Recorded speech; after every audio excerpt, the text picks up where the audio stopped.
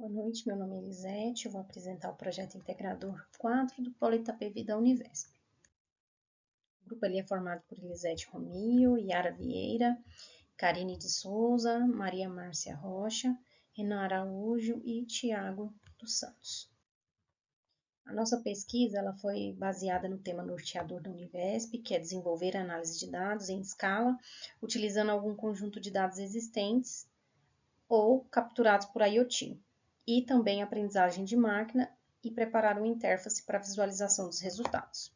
Para isso, a gente optou por utilizar uma base de dados existente, que é um conjunto de dados disponibilizado lá no site da Kaggle. É um conjunto de dados referente a um comércio eletrônico, que é lá da Olist. E o problema que a gente buscou resolver aqui são quais produtos eles estão mais propensos à insatisfação do cliente. Devido aí, né, ao avanço tecnológico, a gente sabe que teve bastante crescimento no e-commerce, conforme a gente pode ver aqui no gráfico. Com isso, tem gerado bastante necessidade de investimento pelas empresas. E com isso, a gente busca responder essa pergunta. E agora a gente vai mostrar para vocês um pouquinho da nossa solução. Para a visualização de dados do nosso projeto, nós utilizamos o Power BI para criar uma identidade com uma paleta de cores de acordo com o ícone. Com o logo, a gente utilizou o Figma.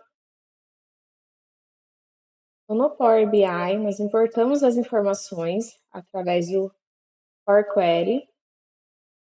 Aqui também incluímos algumas colunas que julgamos necessárias, como ano, acrescentamos também as regiões do Brasil para uma análise por região, mês, dia, alguns detalhes. Aqui criamos cada visualização, então a gente tem uma capa para facilitar a navegação na hora da publicação na web, uma introdução, um resumo dos dados que utilizamos da Kaggle, um resumo das informações. Temos também os cálculos que foram realizados para chegar nesses resultados. Aqui a gente pode filtrar as informações a gente pode visualizar as informações por quantidade de clientes, quantidade de itens, quantidade de pedidos, ou valor dos pedidos. A gente tem uma visualização no mapa, então como que está distribuído de acordo com o que a gente selecionar no mapa, então, de acordo com o que a gente mudar aqui, ele também muda a informação. Se a gente selecionar algum estado aqui, ele vai filtrar a distribuição dessa visão que a gente está no momento, por cidade daquele estado selecionado. E aqui a gente tem o resultado final. Como a quantidade de categorias é muito grande, a gente decidiu por usar o princípio de Pareto, que 80% do valor que foi vendido vem de 20% das categorias que a Olist trabalha, que contém nessa base de dados. Então, a partir disso, a gente selecionou os 80%, que chega até pet shop.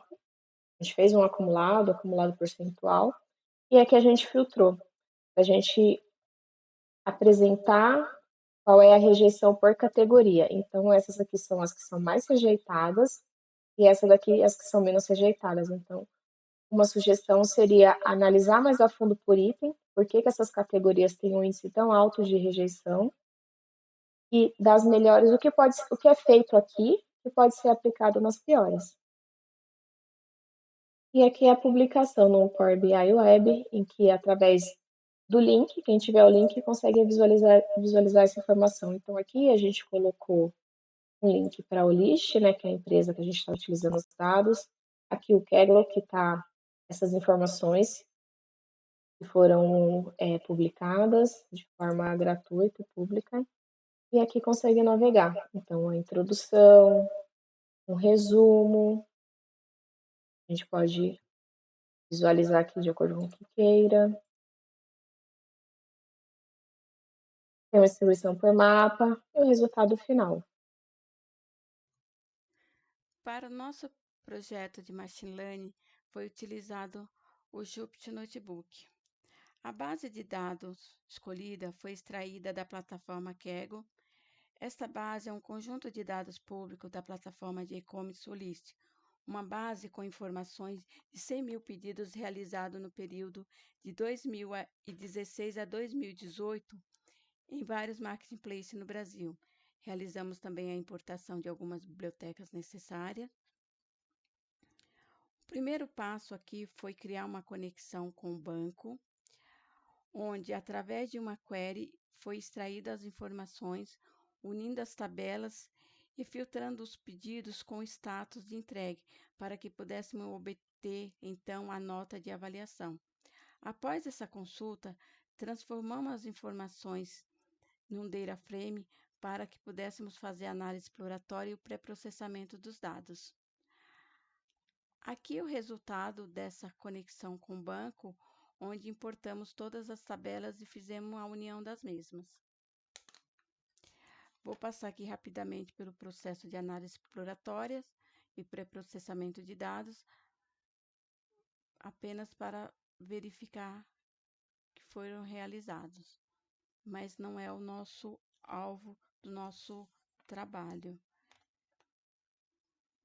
Aqui já temos uma base bastante reduzida em termos de colunas. Por fim, chegamos ao nosso problema a ser observado. E aqui é verificar se o modelo é capaz de classificar os pedidos que receberam a nota de avaliação igual ou menor a 3 como rejeitado. Fazemos a importação das bibliotecas para a aplicação do modelo logístico, de regressão logística.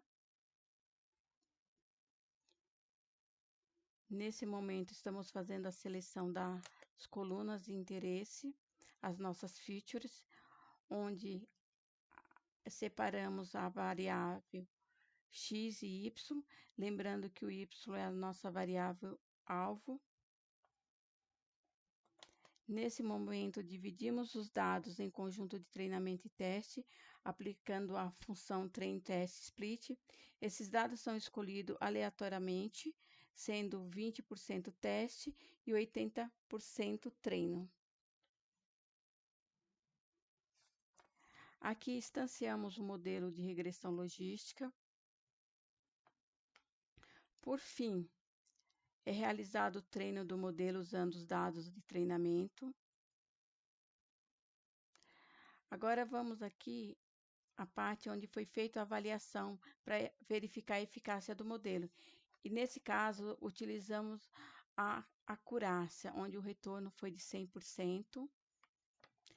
Também foi calculada a matriz de confusão, onde tivemos o seguinte retorno: verdadeiro negativo, 17.237, falsos positivos 0, falso negativo 0, verdadeiro positivo 5.332, ou seja, os rejeitados, que era o nosso alvo.